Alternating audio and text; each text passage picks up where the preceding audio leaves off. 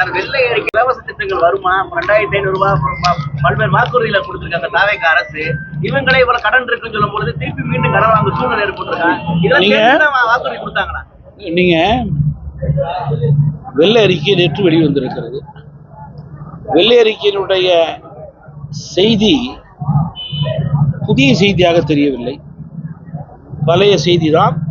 பழைய செய்தி விரிவாக இருக்கிறது, அதில் மாற்றுக்கிறது கிடையாது.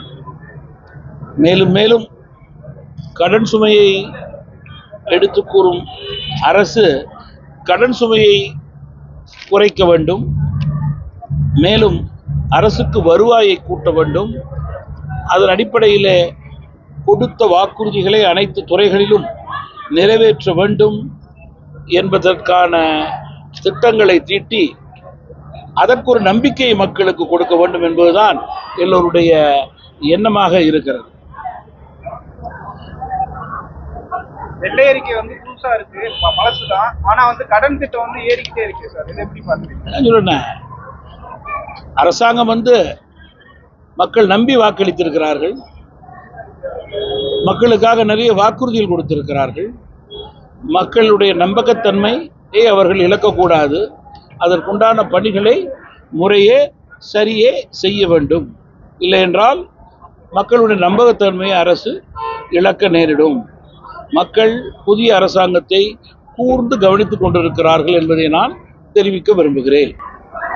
ஒரு மாசம் தான் ஆகுது, இன்னும் டைம் கொடுக்க. வன்முறைகள், பாலியல், ஒரு பக்கம் குழந்தைகள் ஒரே வாரத்துல ஆகுது, இன்னும் 6 மாசம் டைம் கொடுக்க வேண்டியிருக்கா?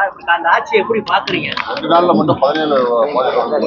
1 மாசம் தான் ஆகுது, 1 மாசம் கடந்து போறாங்க. மற்ற கட்சிகள் கூட்டணி கம்யூனிஸ்ட் கூட அமைதியா இருக்காங்க, எப்படி பாக்குறீங்க?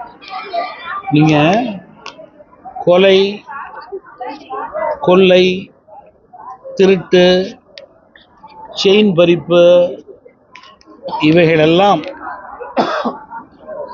தொடர்ந்து நடந்து கொண்டிருக்கிறது.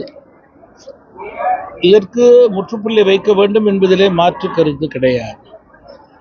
இது போன்ற தொடர் சம்பவங்களுக்கு முற்றுப்புள்ளி வைக்க வேண்டும் என்றால் காவல்துறையினருக்கு நிச்சயமாக ஒரு காலக்கெடு அவகாசம் தேவை, அதிலும் மாற்று கருத்து கிடையாது. அப்படி இருந்தாலும் கூட ஒரு சில சம்பவங்கள் நடக்க செய்யும். அதனையும் முறியடிக்கக்கூடிய நிலையிலே அரசு செயல்பட வேண்டும். ஆனால் கொலை செய்வது, பாலியல் தொந்தரவு, மிருகத்தனமான செயல்பாடு, குழந்தைகள் முதல் முதியோர்களை வரை என்பது ஒருபோதும் ஏற்றுக்கொள்ள முடியாத ஒன்று. இதற்கு கால அவகாசமே கிடையாது. இதற்கு இரும்பு கரம் கொண்டு இவர்களை அடக்க வேண்டிய கடமை காவல்துறைக்கும் அரசுக்கும் உண்டு. இது போன்ற மிருகத்தனமான தவறான செயலிலே ஈடுபடுபவர்களுக்கு மன்னிப்பே கிடையாது, கொடுக்கக்கூடாது. இதற்கு அடித்தளம் காரணம் போதைப்பொருள் நடமாட்டம்தான், டாஸ்மாக் தான். அதை கட்டுப்படுத்துவதற்கான கால அவகாசம் என்பது உடனுக்குடன் உடனடியாக இருக்கக்கூடிய உயர் நிலையை அரசு எடுக்க வேண்டும். பிளே ஸ்டோர் மற்றும் ஆப் ஸ்டோரில் இருந்து பாலிமர் செயலியை QR கோடு மூலம் பதிவிறக்கம் செய்யுங்கள். செய்திகளை உடனுக்குடன் பெறுங்கள்.